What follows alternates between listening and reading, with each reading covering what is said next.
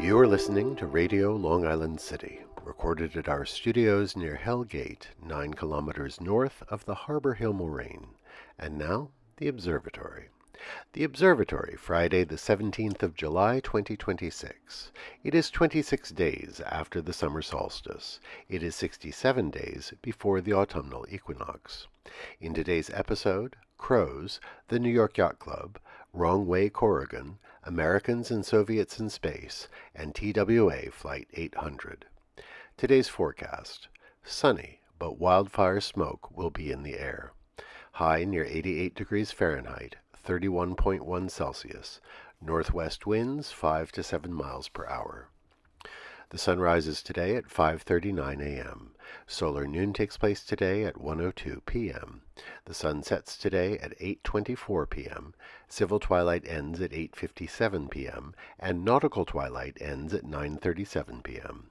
The length of daytime today is 1 minute 27 seconds shorter than yesterday. The moon is in its waxing crescent phase and is 15% full at midday. The moon rises today at 9:24 a.m., and then it sets at 10:31 p.m. These are the predicted tides today for Horn's Hook. In the wee hours, high tide, 1 a.m., 1 meter 77. In the morning, low tide, 7:10 a.m., minus 3 centimeters. In the afternoon, high tide, 1:40 p.m., 1 meter 65. In the evening, low tide, 7:29 p.m., 15 centimeters. In our shared realm of plants and animals, in Socrates Sculpture Park, a small group of crows has been hanging around near the little grove that holds the cherry tree and the southern magnolia. They're a little smaller than the American crows that frequent the neighborhood. Perhaps they're juveniles, but it's a little too early in the season for them to be so independent. The young American crows will have fledged by now, but usually keep to the trees, and they still rely on their parents to feed them. It's only at the very end of summer that they start hanging out with their peers in groups and playing around together.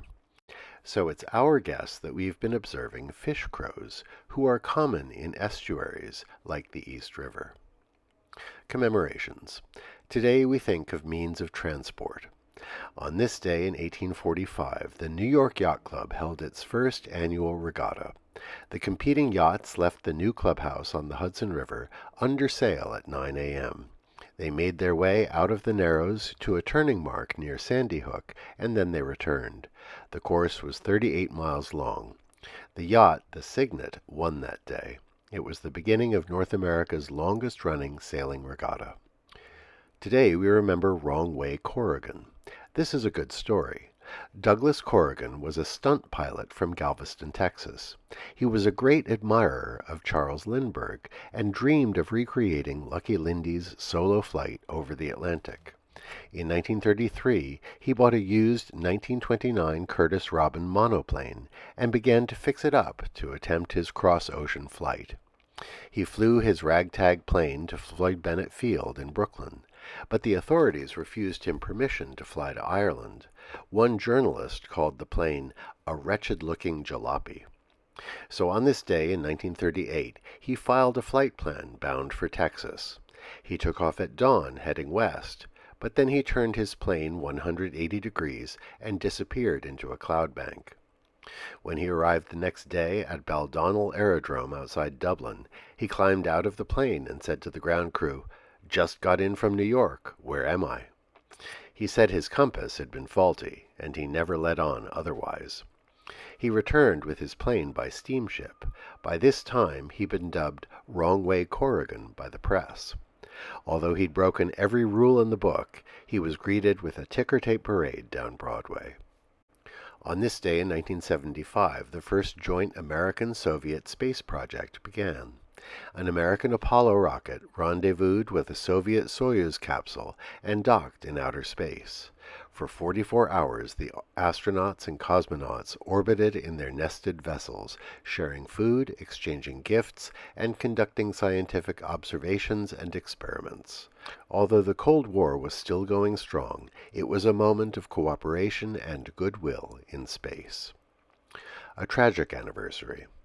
On this day in 1996, TWA Flight 800 crashed, killing all 230 on board.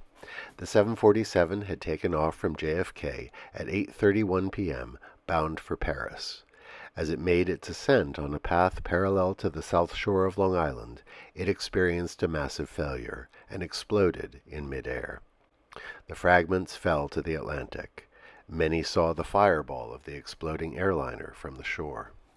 Although rumors spread that foul play was involved, or that U.S. Navy ships had accidentally hit the aircraft with a missile as part of a botched training exercise, the National Traffic Safety Board determined that a spark had ignited one of the fully loaded fuel tanks.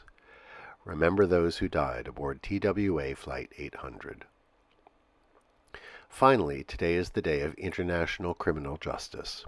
It honors the founding of the International Criminal Court on this day in 2002. We celebrate this institution designed to bring international crimes to justice and hold governments accountable. And that is the Observatory, Friday the 17th of July, 2026.